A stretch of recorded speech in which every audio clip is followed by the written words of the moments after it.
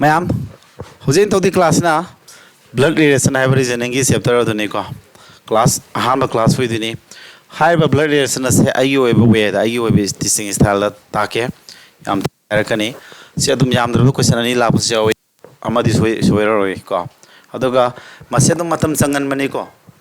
मतम संगनबा अखोई ट्रिक अमा इहाना मदि अम हौसे करी ट्रिक नो हाइतारगदि अखोइना ब्लड रिलेशन हाबदि कइबा ई मरी हाबनि दना ब्लड रिलेशन हाबदि ई मरी हाबनेबको अदो हजिकसे अनि हानमा मक्तदा जेनरेशन चार्ट हाइना ताकपो स्टेप से सुमाय लाखने बाइगी देखो अहामदा जेनरेशन चार्ट से मिंग जेनरेशन जे अखोइ मियोबि सुरोन हाइतारे को चार्ट चान तानी सिरोर कांजिदा मिंगौ जिंजि खंगनी मिंगौ खंग मतुंगदा असागी डायग्राम मेथड हाइना कोइ डायग्राम ये पुखोप हाइदि अंक जि लुर कांदको डायग्राम ये गलाइ थोकनबा अदुगा डायग्राम दम अट्रहन बखोप तमने दु क्वेश्चन नैना सेबो ngasi खरा को अदुगा हायें नम क्वेश्चन मखल मखल मथं मथं को खरा लाइव जिदि 11 क्वेश्चन हान नैना ngasi दि को नैने द्रिंगे दा थ्योरी सि सगल से जेनरेशन चार्ट हाइबल से यम को अखोगी चारोन सुरोन जिगी 11 ने बाइन सेमि को पुंसी दे हीरो जिगा ना नंगी पुंसी दे नंगनी को नंगना सासे नंगी हीरो नि नत्रा ठीगिरे फजगिरे नंगने हीरो ने नंग पुंसी नत्रा लाइफ से दया अद नंग यूजना हीरो ने नंग जे करिगुम्बा नुपा और मगदे नंगी नुपी थीरानी वाइफ लाइदुनी नत्रा नुपी और नंगी हस्बैंड लाइने को हस्बैंड नत्रग नंगी नंगी जेनरेशन परेंग लेहन गदब यारबा नंगी सिस्टर सोय लेरमगनी को नंग हाइजे लाइत्रगसु अरेबा मी लेमदिनी को सिस्टर आइगी ब्रदर मखोइसे आइगी परेंग जे लेहन गने कजन हाइबो वाट अम लाइ को सी ताइ गांदा से मीनिंग इज महलम जे कजन हाइबजे कनादा कजन कवे अखोइना अखोइना कजन कौदुसे अतै दनते आइखो गियो नंगी हेक मथक लेरबा नंगी अंकल नंगी अन मखोइना पोलको मसा सिंजे नुपा ओइगरा नुपी ओइगरा कजन हाइने बको याना भाइजे कजन दी इंग्लिश ग्रामर की नॉलेज मा हारमगे मंगोन दी बॉय नट गर्ल तबे दिको तोम को बा नंगी कजन ओइ नुपाम ने मसा कोनो नंगी नखुरा न पुको मसा नुपाम लेरेबा नंगी नखुरा मसा नुपाने तोम जे नंगी गई तारा कजन ता दु नत्रा तोम इज माय कजन हाइने Tom is my cousin brother तबे दि माइदी ब्रदर सिस्टर तपसे सना दि इंग्लिश तला अखोय हाइ गिबदा दि स्पीकिंग द दिन यागी बि याय अदुगा अर्थ खंगनबनि न को हाइना गिबद यावनाय बट ग्रामेटिकली लाले अदुमसु हारमगे अदुगा कजन जे खंगे को कनादा कौदिनो जे आइगी अंकल अमसु अन्न पोलक प मासानो पाना चमसानो फिदो कजन ने अदुदि आइगी दिसु आइगी सुरोन बेसा नंगी मथक थंग नंगी मथक त लेरिबा नंगी अंकल लोय अन लोय को मखोई मसाने अदुना नंगी परेंग द लाने सुरोन जी को सि मयाइदि हाना होगदमनि गुसे यारे को अदुगा अंकल अन्दुनो कोन हारागे यारे मथंग दमक सिस्टर इलो जी कनानो सिस्टर इलो जी कनानो हाइतारगदि नंगी ननावपा नयाम्बा मखोइ लौरी नुपिदु सिस्टर इलो तो कविदना दम हेंदाइ खोइसा अदु सिस्टर इलो ने अदगी ब्रदर इलो जी केनो नंग लौरी नुपिदो अदुगी मयाम्बा मनावपा ब्रदर इलो कवि यादबा नंगी नसी नत्रा नसे लौरी नुपादु ब्रदर इलो कवि नत्रा इबाई गा हाइनरे नत्रा अदु खंगो सिजिंगजे सि परेंग द लेहन गने सि जेनरेशन जिदा यादबरा अदु सिगी हाइन कानरि से मैम कइनो ऑप्शन ट्रिक यादुनी को ऑप्शन ट्रिक कमाय यागदगे जे मथंग तालके यो नंगी मथक्तन खना लेनी नंगी पोप इमा बाबा से नंगी जेनरेशन मथकने अदु नंगी अंकल नंगी अंकल का अनगा से अनि थोइ को अखोइ गिदि इंग्लिश तदि लेम पुंजले अखोइ दि अंकल जेंगो अखोइ बाबा गी मनाव पासो अंकल इमा गी मनाव पासो अंकल इंग्लिश तदि मैथलोंदना इमा मनाव पाना माम गायदाने माम तोन गायना दाने माम याय स्माइल अखोइ बाबा गी मनाव पादुना खुरा बाबा मैम अदुना काका जाइने को अखोइ काका है अखोइ गिदि को खुरा है न बसावे अदगी अम करी बाबा गी मैम अदु करी कवया इपल बासौ हा पाबुंग को बुसावे जा ने को से मी गी अदु याम ग्रे अखोइ सिददि को अदुबु इंग्लिश की ददि कैन समझले पुमसम समिद अंकल का अनगा समग्रनी को अंकल न समग्रनी अंकल लाइबसे अनि थोइ इपा की मरी वर्गना पैटर्नेन तपसिलो इमा मरी वर्गना मैटर्नेन अदना समाना अनि दुबु खंजिलो को पैटर्नेन अंकल का हाइदुने बा अखोइ इमा की मा मै मनाक्सर क्या दी कहतारा मैटर्नेन अंकल मनाक्सर ले हाइदु नत्रा मा हतारे अरे अदुम लेरे अदगी मदर इन लॉ हासिना करी इनेमपो हाइरे को सिदि नुइ खंगमनी यारे नत्रा नंग लौरी बुनुपी अदुगी मामा ko kariguma nangi nupa adugi mama natra adi father in law moji mathak lei ne bo yang puina ta ngai leite ko generation sa sema roughly noi video enga change lora grandfather ga kariga grandmother ga bubok adagi akogi ibok adagi idau ga hene ga khoram dei ko abok adau haigadra hare ko ado makhoi se ke dawe ari thoye bsi bubok ai jo akoi baba poku su lei ima poku su lei natra ado ngai petanen metanen tapsin doini makhoi mathak ta jum lei dene khara kuina punsi bu su lei ko ado mo great grandfather great grandson grandmother hai dare ko sorry mathang da nangi makha ta kana la khadam mathak chat ki bujima khange makha sa phajam ne ko nang na hek puksa baduna doctor ga san ga kaurani nu pa nu pi matungina nephew ga nis ka ji kana na mi ji nephew hai je nu pa ni sajna nu pi ne ba yong kanai masano oidu sia nephew ni ji kanai masa oine hai matam da nangi brother in law sister in law sister brother cousin makhoi manga sina polak pa masano pa je nana nephew sing ne ba kanda bhaisa nu pa organa nu pi organa ni sing ne ba kanagi sister ne brother ne cousin ne sister in law brother in law nana makhoi si mingok thokpa mi sing da polak pa masano pa je nephew ne ha ne nu pi organa ni sne ha ne sidin ira life ni ko makhoi ya no pa na siging sai kano la ne kalegre daughter in law son in law da la khane yare ko adege mak yarba adu yengo adege mak nangi nasa sina nang nasa no pigi no pa do ke yorani son in law si makha jine sale re ko nangi nasa no pa lor ko no pido nangi daughter in law nang onde loi satri ni mingo si ko use na center thame se yarba mathang da grandson granddaughter yare ko grandson granddaughter makhoi na polok ma sa sing na grandson granddaughter ko sa sunu pai sunu pi adugi masugi masu phanga gana great grandson great granddaughter sumaina generation sa se tari ni leji ko amma ani hom mari manga taruk tare ado si khango heng ne diagram ko matam da mathak lom da ama kakhala lei tara ga si pareng thi duine he go sa ado mana ado si khang buja khanar khani ado si sinjin na ba hono ko video yenga ga yare ko se mathak mathak na relative name sing khangje mingo singje mingo singji kana na kara da kari kong ne do mother sister ima gi sister ji kai kong thoi an kong ne bu ko father sister sis an dum kong ne buwa fuwa gai na ri ko mothers or father sanje mother nather father sandi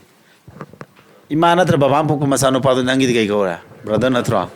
nangi ima baba pokpadi ima ipa puladi sinau tare dana mother or father's daughter ima natra baba pok daughter nangdi ima baba puladi daughter sister ka ore dana brother sanji kari hai ngasa brothers daughter kari hai gi ko elder brothers wife ti ya magi nupi sister in law daughter's husband di son in law son's wife ti daughter in law wife sister nang lori nupi do adugi sister do sister lo koi wife's brother di kana brother lo father's father di grandfather's only son di grandfather no pok amada poksa masa no pa di nangi baba thara mani nang pupu gi amada poksa masa no pa di ma mathan po mo na ke do tara nangi father ora mane na tra atra di kana pok do na tra do mana yar ko si sum pa sana ba yum da betang ko roughly nai na sana obo ko live di live no loksin manga tane ko wife's mother nupi gi mama di mother in law wife's father in law singe mother in law's only daughter nangi nane poki amata poksa masa nupi nang nupi or mane ba natra sister's husband nasa nupi gi nupa do dike dara brother in law ibai isen gaino do isen tare ko sister's husband son nasa kai singe hai to sister's husband dike ko ba sister husband brother in law ko dro brother in law poku masa do ni few ko edu nupa or gana sister's husband daughter nangi sister's husband and nangi brother in law tar brother in law daughter di nis sai na haigre ko husband son's daughter nangi husband gi sons ki daughter husband duna nangi nupa le re ko nang nupa gi masano pa di nangi na sa tare adu gi masano pi ha di nangi di grand daughter na su tara dro sumi ko atha do hallo husband's daughter adi gana nangi na puro ibudu gi masano pi di nangi na sano pi odi ne ba adu gi masadi masano pi du ke da nangi na sunu pi singe dana son's daughter isano pagi daughter do de isunu pi singe sumana enda baja adu di ngo generation am halakya sida yudagi nang wandagi ani kumaga na natro kai laija grand son laija grand daughter laija ani karanga da grandfather gi mathak ta lai nang wandi ama ka bada generation je kana na lai khangoba UG center je sidagi chatli je loi khangoba option trick torok khadine ba gyan da raja option trick nungai dune se ara hojiki duma fajelo marathana si question nei nadringe sida ai kenom toge ba ko diagram ek pa method am ta ke se ai diagram formation ta ke ko hoje koi kai khangya ya na ma da koi generation cha se lai pa bai mong je smain to ko generation cha se ma phajana I thok ngam bai sang da to ko khangjulo family lo hello phajana next ta relative ki mingjing do phajana khangjulo adu son miji lai ko adu khang mathang da hoje ain to dusya diagram method to dune diagram ek pai tare diagram na mo sindui ba mana piram do diagram mo sindui ri adu diagram ek pose piram je diagram ye ga ne hadi wakhan khan man nungai na diagram dui matu ina tha diagram je ko amaru way most important num la ni ko se ek pa khara hobur ji ai harage A is B's brother A is B gi brother ne hane ko A is B gi brother ne kamaya kane A is B gi brother ne B gi brother ne hamni na isi now di pareng am da lai na yes pareng di ne A is B gi brother ne na sikhai jin sumai chinga do A is B gi brother ne nupa khang nupa ni na plus tapu ko B is di nupi ro nupa ro B gi khang dab ni nga ta hanga thamalo hele ko se adagi A is B sister haidi A is B ki sister ne haidi kamai ekane A is sister ne samaina ekane pare hamda B di khangde me thamanu ko samaina haidi A and B are sisters haidi moji masimanaw da kari we ha na nupi ngak tagi masimanaw ne na tro A ga B ga do ke do ra minus ngak ta tapane A and B are brothers haidi A and B are brothers haradi moji ke do ra plus ngak ta la ne samaina ko sine na sen thoi ko brothers ngak ta la ne samaina si herani ko simalere adhiga ma si pading amadi ek tra ma khoija adudi samaina harade na A is B's wife haradi A is kana wife ne ba A is B gi wife ne wife haradi minus ta point tapti natro pariyam da leidu natro adu siju pariyam da lesinga manabru A is B gi sister ne hadra sidana A is B gi wife ne hadra ani si mana salani aduna mathai mana oiba ja sidi tenjai ka piro tenjai ka mayum pala bani sidi jura sidi ko A is B gi wife ne ta di bina husband or ne plus ta pani aduna mathai mana usina tenjai ka sin ro si ka khangna na bo ko adagi A is B's husband adi silare da noi adum hairani da kitang ta pa ko noi na makha samda yare da natra A is B gi husband ne adi A is plus ta pani B ne si thamani natra A and B are spouse adi ke no mathai manau ne hamna tro adudi A ga B ga se sumaina la ne ko te je ka phane kana no piru kana no pa no khang de ko sidi no pi ore hairani ko sumaina si jing ji yo si yek pasima hairo si kang tana te mayam lai ri yek na badi ko adu noi na aina sum khanganing badu noi da yek padu haijilo haiba aisu lu badi na te na se me lu bi yaw bro pareng amada thamgadu si kai gino generation punbagi hojiki generation chatui matu ina ye ogji habane da herba atopa mayam yek pa yaba mayam leiri adu yek si sidi A is B's father haidi A is kanai ba father ne ba A is B gi father ne hamna tro A is mayam B gi father ne harmina ke doktare A is B gi father ne harmina father haidi mathak leida na ad B ne makha da le ne B di nu par nu pir khang de thamaroi ko A is B gi father ne haidi B ne masa thara mani ka oronu ko si ai ko sa mana A is B san haidi A is B gi san ne harmina B gi masa ne harmina A ne masa ne makha thamu B ne mathak thang ne yare ko AG मचानुपानी plus BG ममारा मपारामदी ओरमदी नत्रो gender खंगदबदी ngakta hanga thamo kona khanga kanada benbira lore natra sumaina kasulu damnida A is B is grandfather hairzuka grandfather haidi keno pune ham natra A se kanagi B gi ipu radi ke dawe ipu radi B gi pu asi B gi mamara maparam lera moidro Bigi mamara maparam le ramane ba khangde kanano khangda bina khangda jaga do aina round ko sila thami maram lei ko hore khanga me nya na hangal la mo ba mamara maparam dile ramani adugi amake do ba mathak to leine adugi mamara mapara adumagi phada oramane sma sumi ko e bigi mama mapam le ramane mama na tra mapa adugi adu poku mapa do nang na gram phada ko duni na sma ye ne yare ko se na sen do bra sma lai ko si ade ma A is B's uncle है दी A is B की uncle है दी कमाई करने B की uncle है दी B की मतलब तेरे लेते ना B की हर में ना B की पल्ली बसे आंख तंग U दुने खलो नंग नहीं खलो ना तब वो दब से कहीं ना गी पल्ली बसे आंख तंग सागे ना जनरेशन साथ U है बम याद रो अदुने खलो को B जी U नहीं खलो B की uncle है दी B की मामारा मापारम दिले रमने B की मामा मापादू की है पुमी नबा brother or other is ya adu tadi B nadi B mama pa le re my mama pa ki brothers di B nadi ke korone uncle to es my ekane sai ko hoi mama pa do khang khan da mien ga da sai ko sai yam tani ngai lai ponte sidin na sa jo hijarari da A is B is granddaughter hai di granddaughter hai di A se B ki granddaughter hai B ki harmina B du ngak U ni khalo ba makada ni kumoidro granddaughter idea adudi daughter haidi magi masa nupara masa nupiram lermani ko adugi polak pakari masa nupi dhani eze bigi masa natraga masa nupa natraga daughter amalermani adugi ke doba masa nupi dune bana b na daughter granddaughter ko du mana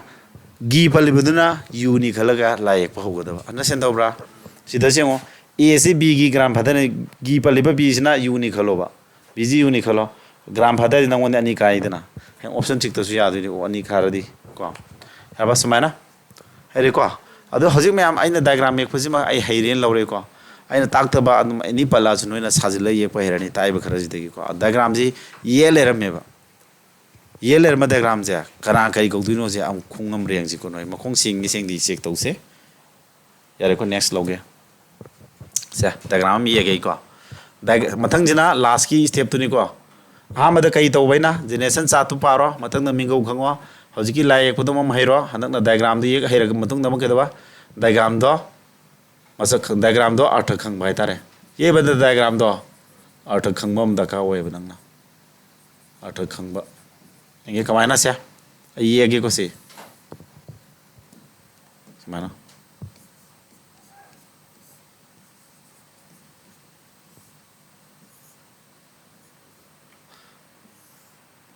को एक question ई रोगे सुमाय ई रखे को सी में ये में diagram से को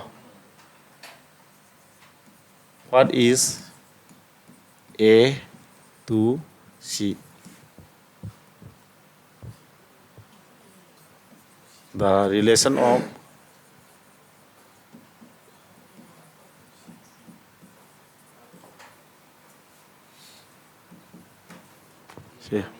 the relation of A to C C question चा माने को सी कह रहे से A से C दे कई तो गए हमने हाँ A से C दे कई कौन हम नत्रो तू को बस ना करो कदबा तू को रिवर्स है सी ना करो कदबा में हमको तू हर सी ले त्रो सी ना करो कदबा में हम करो नु को सी ना कनादा A की रिलेशन से C दे कई तो गए हमने C ने कई कौन दे हमने बा अब C ने कई कौन थोड़ी में आपसे आंसर खंबरा कौदुर मीसना कई गातंग करी नि खन्नी नंगना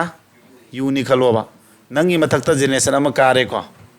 नंगी हे मथक ले नंगी बाबा ले नंगी बाबा की ब्रदर दी कई तारानी अंकल तारने मैम हेरनी को स्या कैसुलु दे समाना डायग्राम में पदा अर्थ से खन बदु खई गदौने अखोना क्वेश्चन जे पारानी डायग्राम हम ये नि ये डायग्राम इसाना मथा न हित्रदि लाले नत्रा हाइदुने अदमाना eko yelake khungamre mo ko se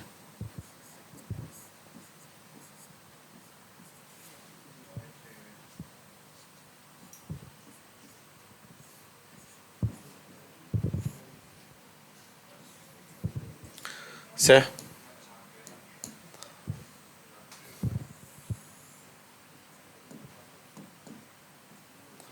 ena didi ke gaudi no ena ke de ke gaudi ba ha ena didi ke gaunam tharo ena didi gaudi na trosi ena didi ke gauni ha ma de mathai manau na tro b gi masanu p na tro masanu pa na tro ma ji masa thane amuk mamani masima manau na tro adu mamani gi masa thane ba dudi aini ekpada d ji somi lai ju kai de ko ji kai ji somsing ba kai de adu di masa san dara tro yam hairi noi ji ko ta nga yauk de yare ko sia ando sen thoi ko sumaina diagram ek pa se sida athan madune ba ina pa me se yare ko se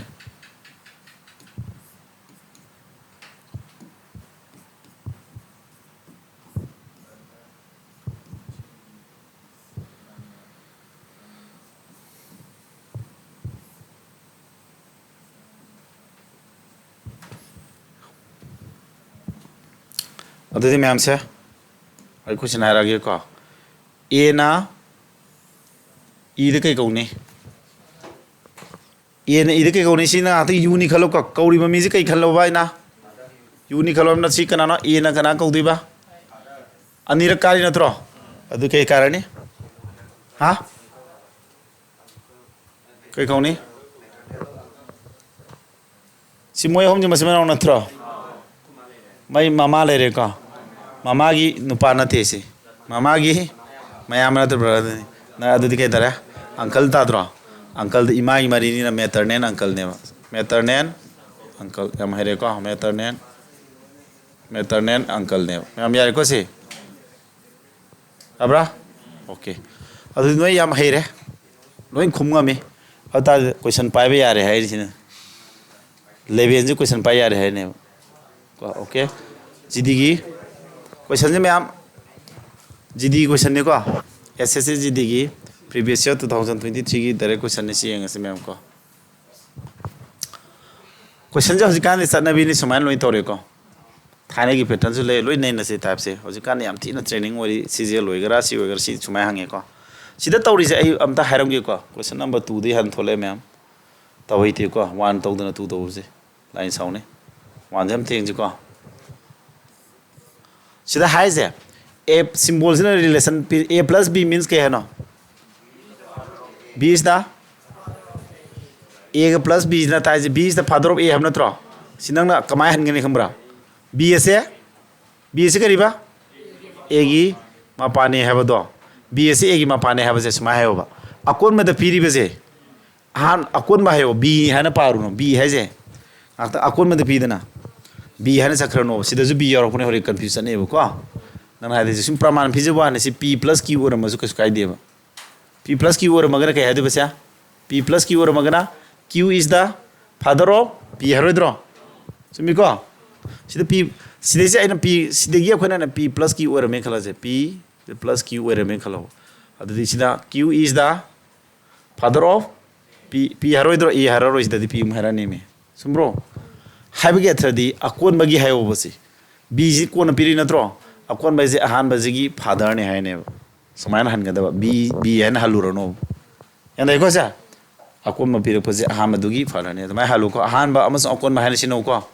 लौसिंग जे ने ताइजे सिना ए ग B ग पिरमे को B जी अकोन म नत्रो अकोन बजेगी दबा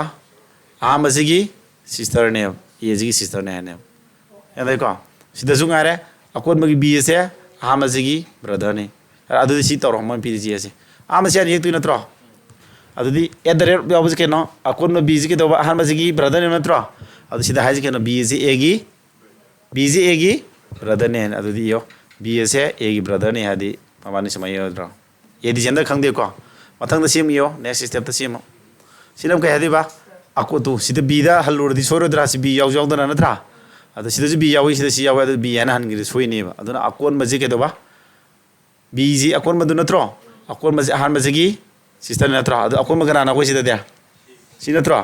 अकोन सी जे अहमद की sister ने है सी जे B की सिस्टर ने है अदुदी सुमाई एवद्रो समझले जी खंगबो आम ये पदी तक समझलो अकोन बोरिबो सी जे सिदा अकोन बोरि बी जे ए की सिस्टर ने है माइना सी जे बी की सिस्टर ने नत्रा मथंग सिम एक तोरे लास्ट प्लस ले को प्लस ले करी है अकोन बगी बी जे अहमद की फादर ने ए की फादर अदुमाय तो अकोन बजी कना डी नत्रो डी जी कना फादर ने सी की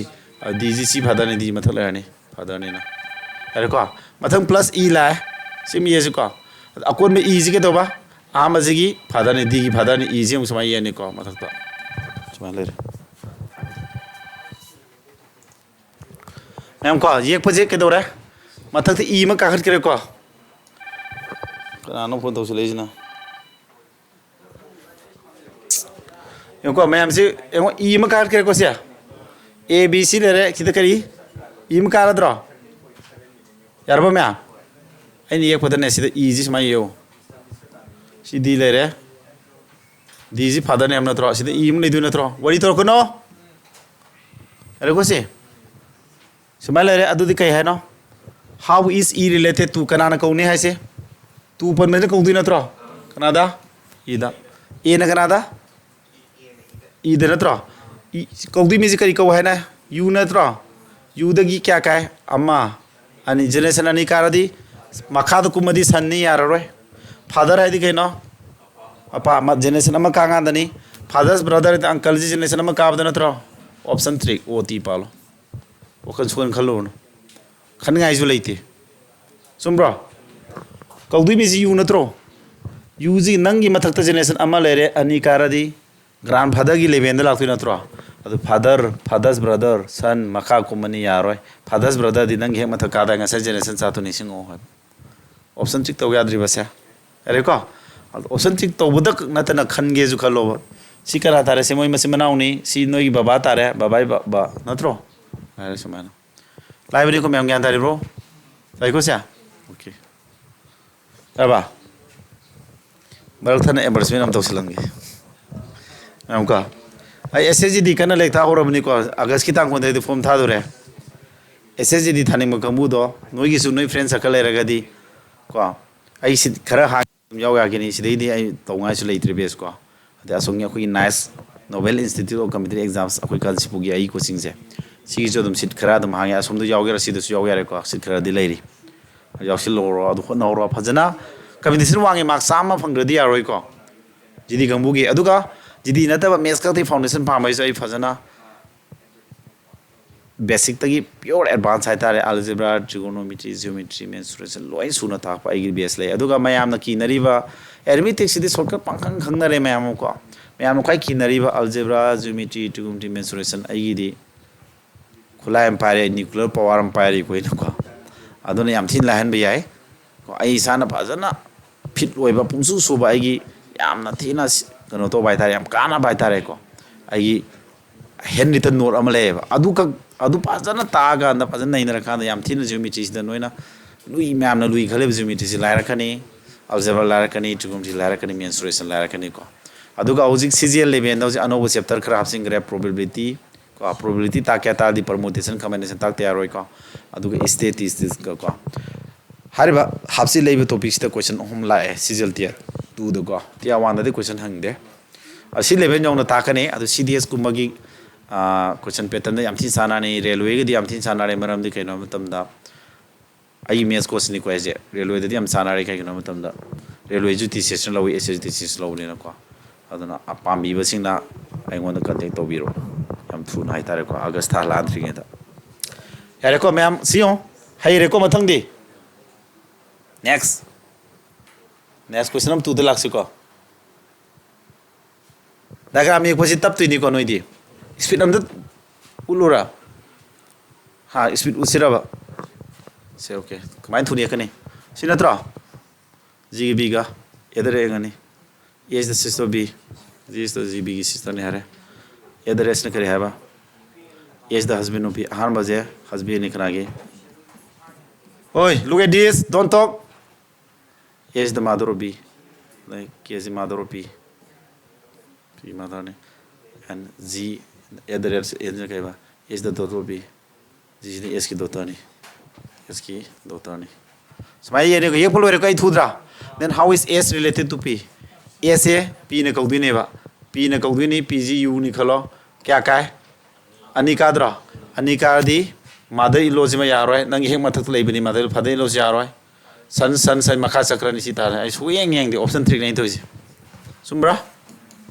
I yang de ko option 3 to bani mothers in law di. Kauriba mi du gi hek mathak generation duna mother in law di mathak lei dane ngasai generation chata. Adiga mak kariba father in law de hek mathak lei ba. San hai isu di makha kum du ne yaroi ko. Generation ni ka di fathers mothers na tang palai te ko. Sumbre sing toji. Sinangi ima baba na trasya. Ko. Adu si S gi masang atan to si. Sini ja. S ki masang atani. Ko. Tadi nangi baba wari basi ke darane sya. Yes is general gender khang bro. Kaya ba? Yes the sister of B. Kano sida mo yor mina. Ai am yem de ko. Ye ko ai sibo ye tokre. Percentage ki am ye po wale ko. Yes the sister aduta yes is the sister em. Ye mama di laki dori adu. Ma gender khang aduna. Ai ye ko loi de to tar ga su. Adum ure ko option 6 ye ko loi de option 6 da lo singre dum yare ko.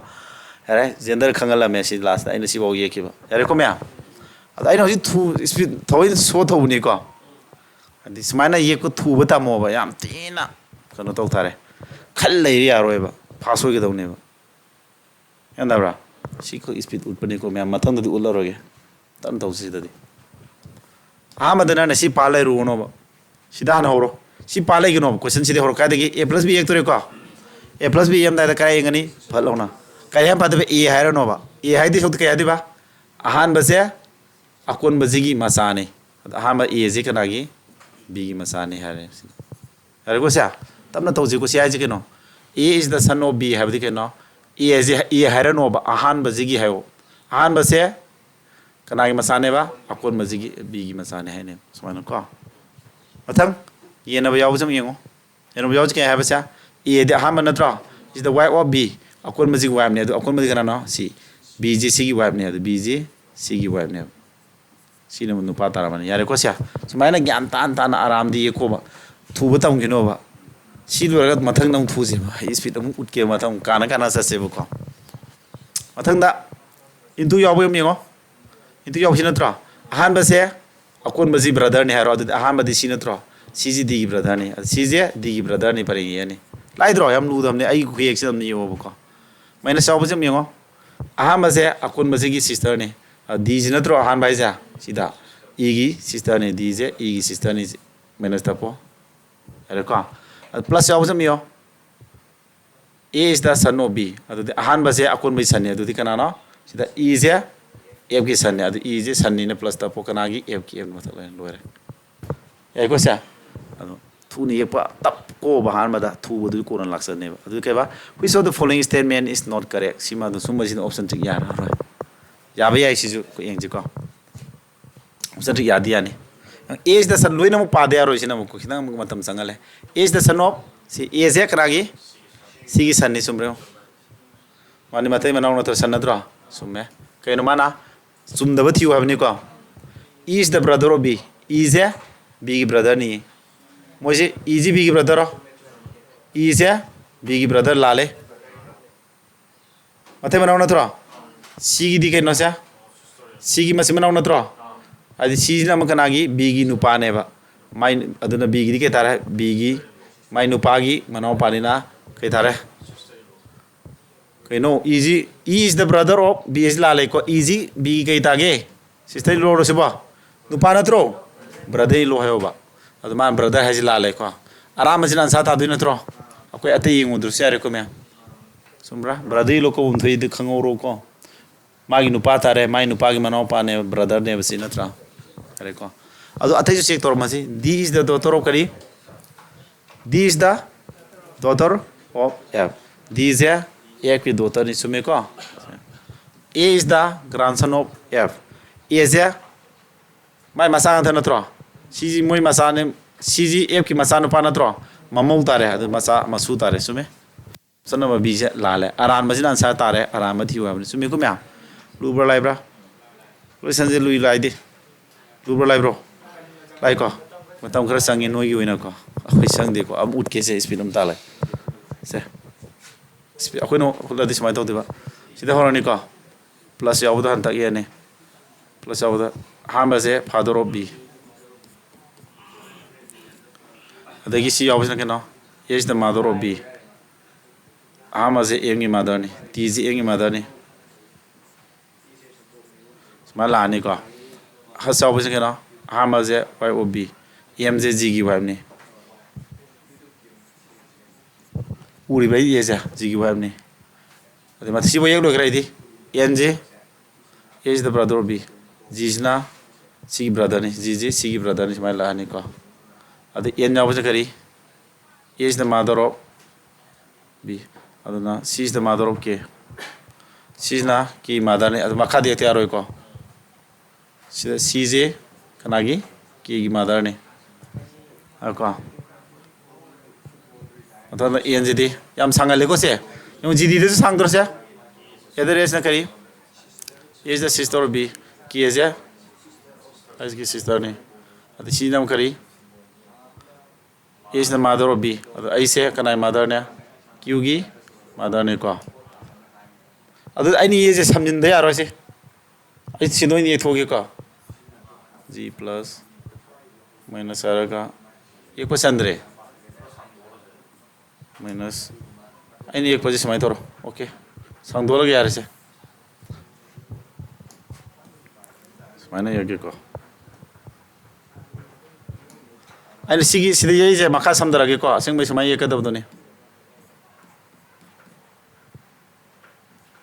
ꯑꯩ ꯁꯤꯗ ꯇꯣꯉꯥꯟꯅ ꯌꯦꯛꯊꯣꯛꯏ ꯆꯟꯗꯕ ꯌꯦꯛꯈꯤꯗꯣ ꯁꯣꯝꯗ ꯂꯥꯛꯑꯦꯀꯣ ꯀꯩꯅꯣ ꯍꯪꯉꯤꯁꯦ then which of the following statement is not correct ꯄꯥꯔꯣ C is the mother of ꯑꯩꯁ ꯁꯤꯁꯤ ꯀꯅꯥꯒꯤ ꯑꯩꯁꯀꯤ ꯃꯥꯗꯔꯅꯦ ꯍꯥꯏꯕ ꯅꯠꯇ꯭ꯔꯣ ꯆꯨꯝꯃꯦꯀꯣ ꯀꯩꯅꯣ G is the father of K ꯖꯤꯁꯤꯅ ꯀꯅꯥꯒꯤ ꯐꯥꯗꯔꯅꯦꯕ ꯀꯦꯒꯤ ꯐꯥꯗꯔꯅꯤ ꯆꯨꯝꯃꯦꯀꯣ ꯁꯦ ꯆꯨꯝꯕ꯭ꯔꯥ ꯂꯥꯜꯂꯦ ꯀꯦꯒꯤ ꯐꯥꯗꯔꯅꯦ ꯀꯦꯒꯤ ꯃꯃꯥꯒꯤ ꯀꯩꯗꯧꯔꯦ ꯕ꯭ꯔꯗꯔ ꯑꯗꯨꯗꯤ ꯑꯪꯀꯜ ꯇꯥꯗ꯭ꯔꯣ ꯁꯦ ꯖꯤꯁꯦ ꯑꯪꯀꯜ ꯊꯥ ꯌꯥꯗꯦꯀꯣ ꯁꯦ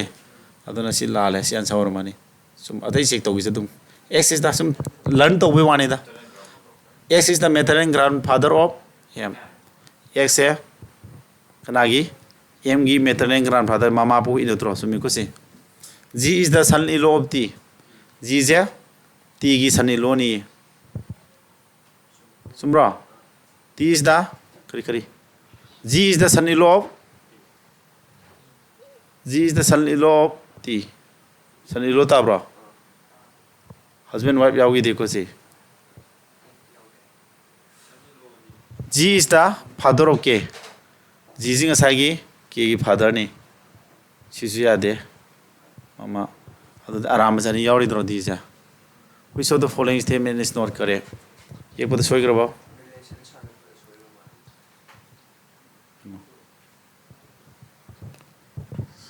ꯀꯣ ꯉꯁꯥꯏ ꯍꯁꯕꯦꯟ ꯋꯥꯏꯐ ꯌꯥꯎꯈꯤꯕ꯭ꯔꯣ ꯁꯤꯗꯕꯣ ꯑꯩꯈꯣꯏ ꯌꯦꯛꯄꯗ ꯂꯥꯟꯕ꯭ꯔꯥ ꯑꯃ ꯌꯦꯡ ꯇꯥꯔꯦꯅ ꯂꯥꯟꯗꯧꯗꯤ ꯃꯥꯟꯗꯦꯗ ꯑꯣꯞꯁꯟ ꯁꯣꯏꯕ ꯂꯩꯖꯥꯠꯂꯣ ꯀꯔꯤꯕ ꯑꯦꯝꯒ ꯖꯤꯒꯗꯣ ꯌꯦꯡꯁꯦ ꯍꯁ ꯀꯩꯅꯣ ꯑꯦꯁ ꯗ ꯋꯥꯏ ꯑꯣꯐ ꯕꯤ ꯁꯤ ꯑꯩ ꯇꯦꯟꯖꯦ ꯀꯥꯞꯁꯤꯜꯍꯧꯗꯕꯩꯅꯤ ꯁꯤ ꯇꯦꯟꯖꯩ ꯀꯥꯞꯁꯤꯜꯍꯧꯗꯕꯩ ꯁꯣꯏꯕꯅꯤꯀꯣ ꯉꯁꯥꯏ ꯌꯦꯛꯄꯗ ꯀꯣ ꯇꯦꯟꯖꯩ ꯀꯥꯞꯁꯤꯜꯍꯧꯗꯕꯩꯅꯤ ꯑꯗꯨ ꯇꯥꯔꯒꯗꯤ ꯀꯩꯗꯧ ꯇꯥꯔꯦ ꯃꯀꯣꯛꯇ ꯌꯦꯁꯨ ꯌꯥꯔꯦꯀꯣ ꯑꯗꯨ ꯇꯥꯔꯗꯤ ꯃꯥꯅ ꯍꯧꯖꯤꯛ ꯍꯥꯏꯁꯤ ꯀꯩꯅꯦꯕ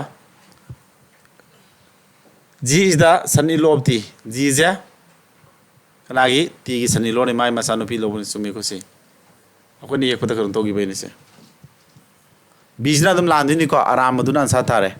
ꯒ꯭ꯌꯥꯟ ꯇꯥꯕ꯭ꯔꯥ ꯌꯦꯛꯄ ꯃꯇꯝꯗ ꯑꯩꯈꯣꯏꯅ ꯁꯤꯗ ꯉꯁꯥꯏꯒꯤ ꯍꯁ ꯌꯥꯎꯕ ꯀꯥꯏ ꯂꯩꯈ꯭ꯔꯦ ꯁꯤꯒꯤ ꯃꯇꯥꯡꯗ ꯍꯁ ꯌꯥꯎꯕꯁꯦ ꯁꯤꯒꯤ ꯍꯁ ꯌꯥꯎꯕ ꯃꯇꯥꯡꯁꯦ ꯀꯩꯅꯣ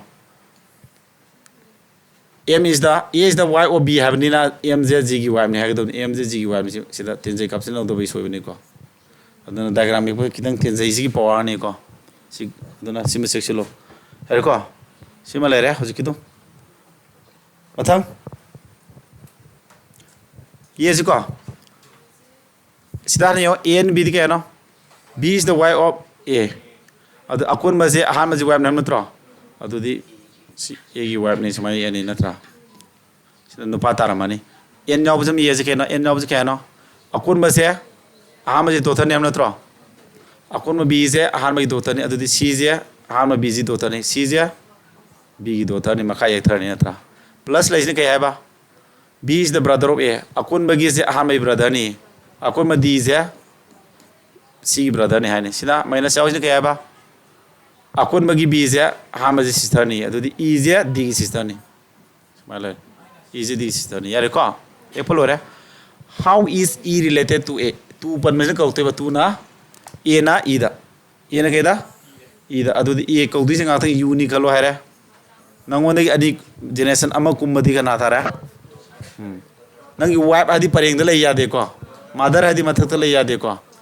ꯁꯤꯁꯇꯔ ꯍꯥꯏꯗꯤ ꯅꯪꯒꯤ ꯄꯔꯦꯡ ꯂꯩ ꯌꯥꯗꯦꯀꯣ ꯁꯤ ꯑꯗꯨꯝ ꯇꯥ ꯑꯣꯞꯁꯟ ꯇ꯭ꯔꯤꯛ ꯇꯧꯕꯗ ꯑꯗꯨꯝ ꯁꯤ ꯇꯥꯖꯔꯦ ꯉꯁꯥꯏ ꯖꯦꯅꯦꯔꯦꯁꯟ ꯆꯥꯔꯠꯇꯨ ꯌꯥꯝ ꯀꯥꯟꯅꯩꯀꯣ ꯃꯌꯥꯝ ꯀꯥꯟꯅꯗꯕ꯭ꯔꯣ ꯖꯦꯅꯦꯔꯦꯁꯟ ꯆꯥꯔꯠꯁꯤꯕꯣ ꯖꯦꯅꯦꯔꯦꯁꯟ ꯆꯥꯔꯠꯇꯨꯒꯤ ꯃꯇꯨꯡ ꯏꯟꯅ ꯅꯪꯒꯤ ꯁꯤꯁꯇꯔ ꯍꯥꯏꯗꯤ ꯉꯁꯥꯏ ꯄꯔꯦꯡꯗ ꯂꯩꯈꯤꯕ ꯅꯪꯒꯤ ꯄꯔꯦꯡꯗ ꯂꯩꯈꯤꯕꯗꯨꯅ ꯑꯟꯁꯔ ꯑꯣꯏ ꯌꯥꯔꯣꯏ 와이프ꯁꯤ ꯅꯪꯒꯤ ꯄꯔꯦꯡ ꯂꯩ ꯃꯥꯗꯔꯅ ꯅꯪ ꯃꯊꯛ ꯂꯩ ꯀꯧꯗꯣꯏꯗꯤ ꯃꯈꯥꯗ ꯂꯩ ꯑꯗꯨ ꯇꯥꯔꯗꯤ ꯃꯈꯥꯗ ꯂꯩꯕ ꯑꯣꯞꯁꯟꯗꯤ ꯑꯣꯡꯂꯤ ꯗꯣꯇꯔꯁꯤ ꯈꯛꯇꯅꯤ ꯑꯗꯨ option 3 ngасai generation cha tu sinaranga ira laire yare ko ana khange haju khalo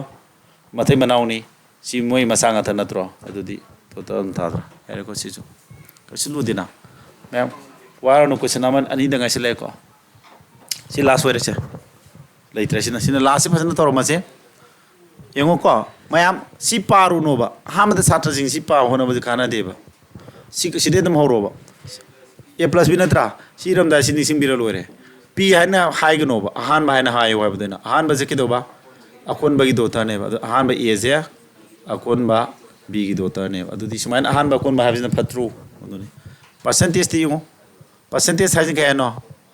ahanba je kidoba akonba brother ne ahanba disina B natro akonba C ji brother ne ado se nuai dro do dia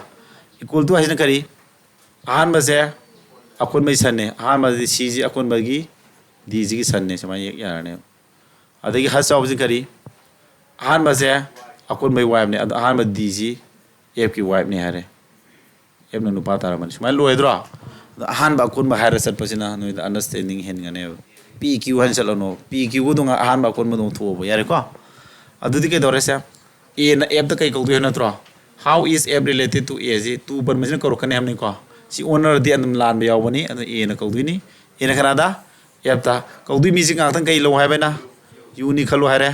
नंगोंदे generation अम्मा परेंग अनी कारदी पुपुई बेसने को अदुदी father father इनको से एक ही करा तारे से एक ही फादर सीना एक ही अंकल बाबा नहीं सके नो मथे बनाओ नत्रा अदु नहीं बाबा मरीनी को से